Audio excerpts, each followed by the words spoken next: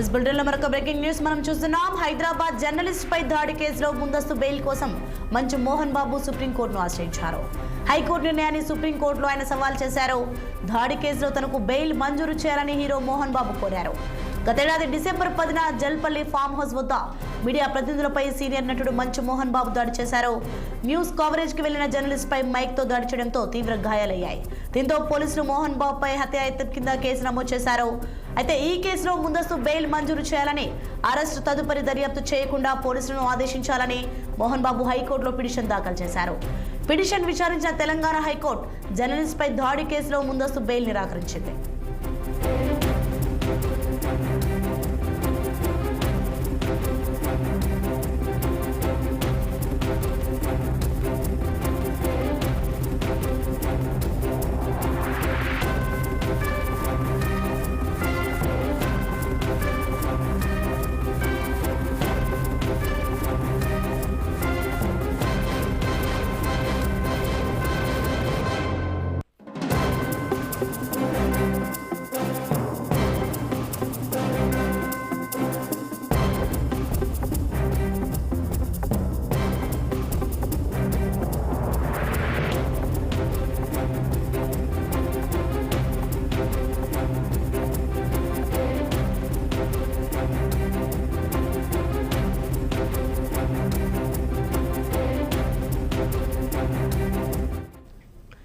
Breaking news చూస్తున్నాం. Hyderabad journalist పై దాడి కేసులో ముందస్తు బెయిల్ కోసం మంచు మోహన్ బాబు సుప్రీంకోర్టును ఆశ్రయించారు.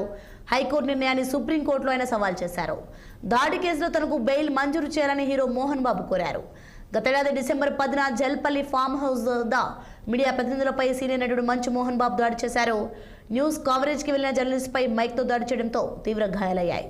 దీంతో పోలీసులు మోహన్ బాబుపై హత్యాయత్నం కింద కేసు నమోదు చేశారు. అయితే ఈ కేసులో ముందస్తు బెయిల్ మంజూరు చేయాలని, అరెస్టు తదుపరి దర్యాప్తు చేయకుండా పోలీసులను ఆదేశించాలని మోహన్ బాబు హైకోర్టులో పిటిషన్ దాఖలు చేశారు. పిటిషన్ విచారించిన తెలంగాణ హైకోర్టు జర్నలిస్ట్ పై దాడి కేసులో ముందస్తు బెయిల్ నిరాకరించింది.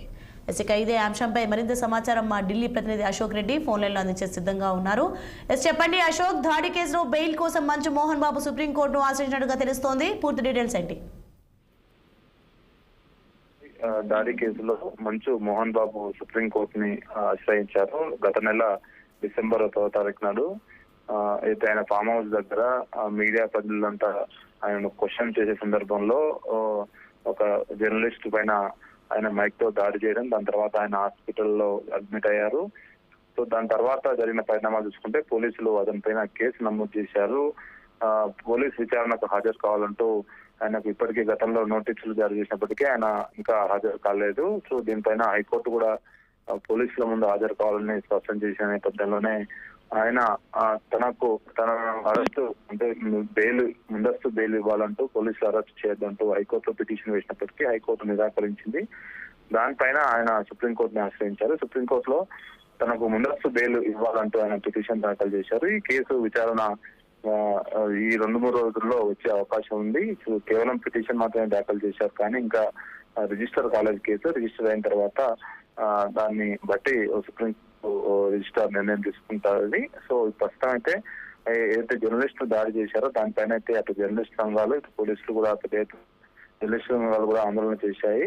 సో దానిపైన ఆయన జర్నలిస్ట్ దగ్గరికి వెళ్లి పరామర్శించి సారీ కూడా చెప్పారు. ఆ కుటుంబాన్ని కూడా పరామర్శించడం జరిగింది మోహన్ బాబు. అయినప్పటికీ వాళ్ళు కేసు మాత్రం వెనక్కి తీసుకోలేదు. పోలీసులు కూడా దీన్ని తీవ్రంగా పరిగణిస్తూ దీన్ని ఎలా అయినా ఆయన పోలీసుల ముందుకు రావాలి, విచారణ జరపాలని పోలీసులు చూస్తున్నప్పటికీ హైకోర్టు ఆదేశాల మేరకే ఆయనను విచారిస్తామంటూ పోలీసులు చెప్తున్నారు. కానీ హైకోర్టు ఆదేశాలను కూడా పట్టించుకోకుండా ఆయన సుప్రీంకోర్టును ఆశ్రయించారు. మన సుప్రీంకోర్టు ఏ నిర్ణయం తీసుకుంటుందో చూడాల్సిన అవసరం. Thank you Ashok.